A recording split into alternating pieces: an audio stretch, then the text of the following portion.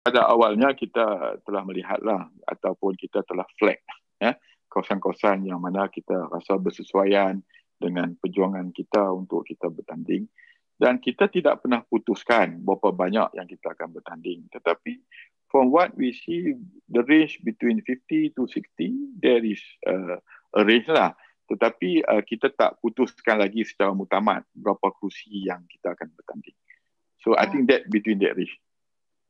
No, we never discuss with anyone. We just do our own focusing.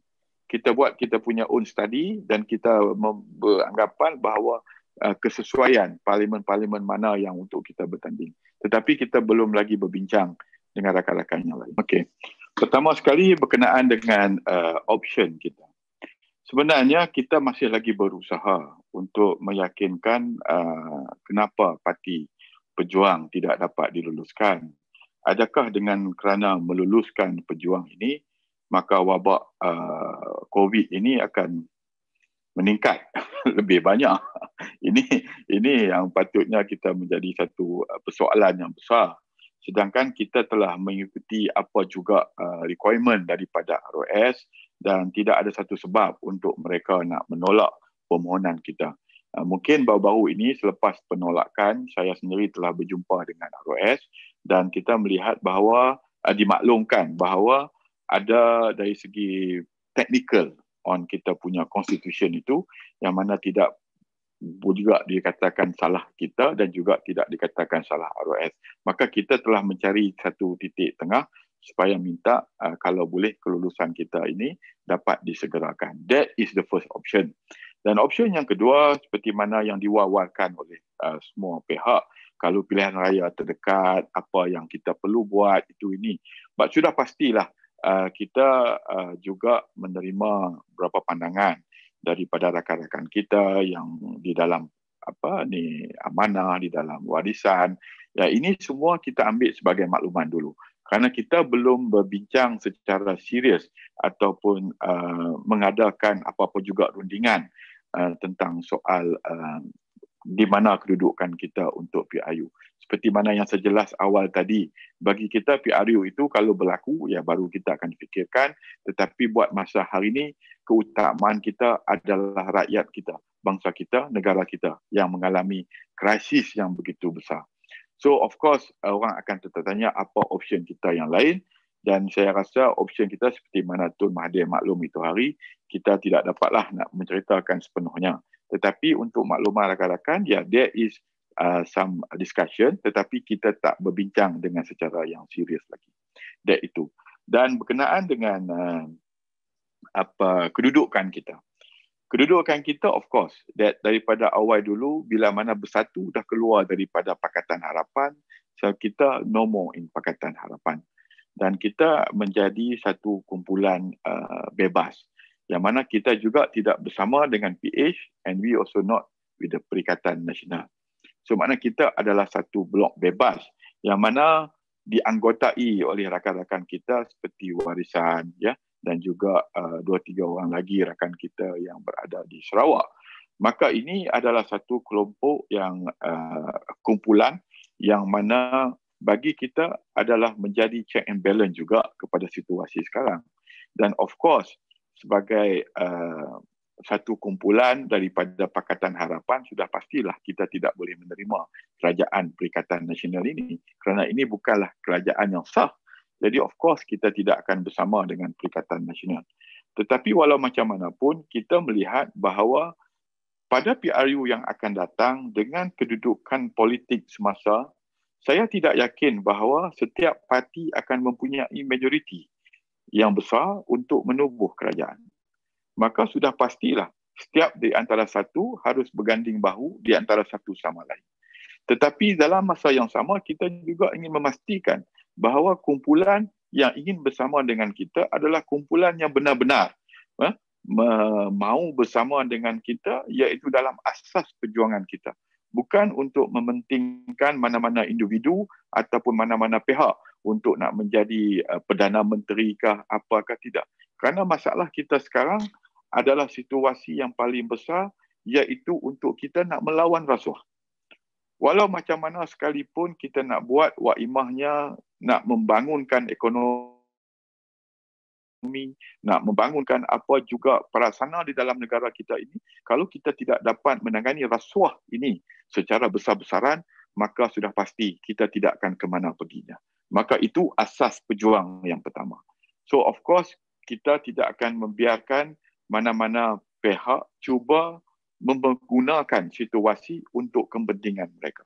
Sebab itu bagi kita semua, kita sanggup meninggalkan jawatan dan Tun Mahathir juga sanggup meletakkan jawatan beliau sebagai Perdana Menteri kerana mereka telah melanggar prinsip Pakatan Harapan, iaitu dengan bersama-sama dengan kumpulan yang kalah dan meninggal kumpulan yang menang.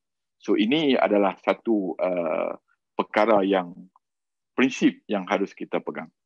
Maka sebab itu saya melihat bahawa kedudukan pejuang juga mungkin di suatu hari boleh menjadi penentu kepada sesiapa saja untuk menubuhkan kerajaan. Terima kasih. No, I think not even Tun Mahathir lah. Everyone seem dream to be a prime minister lah. Terlalu ramai yang bercita-cita untuk menjadi Perdana Menteri. Sebab itu saya sebut tadi, persoalannya sekarang ini adalah kita untuk memastikan bahawa negara kita terbela. Jadi leader yang harus kita ketengahkan adalah orang yang benar-benar bersih. Orang yang benar-benar bersih, yang benar-benar ingin menjamin bahawa kedudukan negaranya terbela dan berpegang kepada prinsip rule of law-nya, dan kalau boleh kita tidak mahu negara kita ini terus orang kata dikenali lagi sebagai sebuah negara kleptokrasi, dan apa yang kita mahu adalah negara kita terus dapat kita bina sehingga kita kembali balik menjadi harimau Melaya. So this is the most important thing yang perlu ada kepada sesiapa saja yang ingin menawarkan diri untuk menjadi Perdana Menteri. Ya. Setelah kita menubuhkan NGO, walaupun sebelum kita menubuhkan NGO, kita juga telah memain peranan yang besar. Terutama NGO yang kita tubuhkan itu adalah dengan nama Khidmat, ya.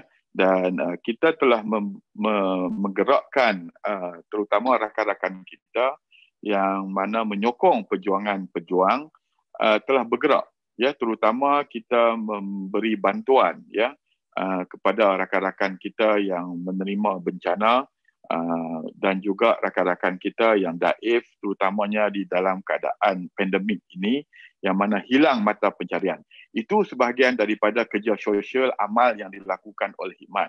But sebahagian besar daripada itu juga kita juga memain peranan, memberi konsultasi reconsult dengan ahli-ahli perniagaan yang mana mereka juga datang berjumpa, cuba mendapatkan khidmat dan pandangan, terutamanya idea-idea daripada Tun Dr. Mahathir Mohamad, daripada saya dan juga rakan-rakan pimpinan pejuang untuk mereka mengatasi segala permasalahan dan juga yang mana hari ini kedudukan perniagaan mereka terjejas dengan begitu teruk sekali.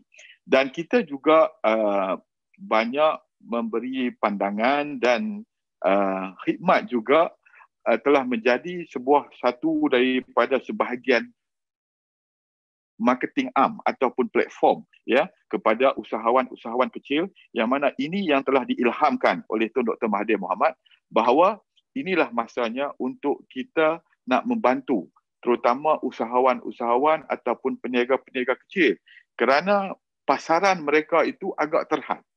Jadi sebab itu kita terpaksa mengajak mereka supaya bersama-sama dengan kita supaya kita boleh jadikan sebagai satu platform untuk menjadi marketing arm kepada mereka untuk memasarkan produk mereka bukan sahaja daripada dalam dan juga luar negara. So this is what Khidmat telah lakukan, dan kita beranggapan bahawa program-program sebegini kita akan teruskan. Tetapi malang juga kerana MC. Jadi pergerakan kita terhalang, jadi kecil juga agak limited.